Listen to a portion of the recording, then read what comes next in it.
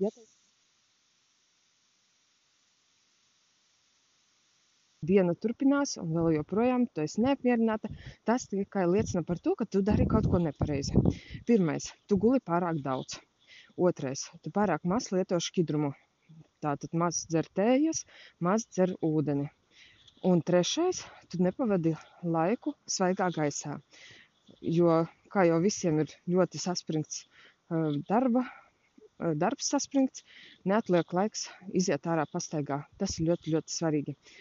Un vienkārši, ja jūti, ka dienas laikā ir riktīgs nogurums, bezspēks, neapmierinātība, vienkārši izdzer 1,5 litra tējas. Tu jau redzēsi pēc pirmajiem 500 ml tējas izdzerot, jutīsi jau nogurums ir aizgājis projām, vēl plus 500 ml tējas, vēl mazāks nogurums ir kļuvis, un tu redzēsi vēl 500 ml tējas.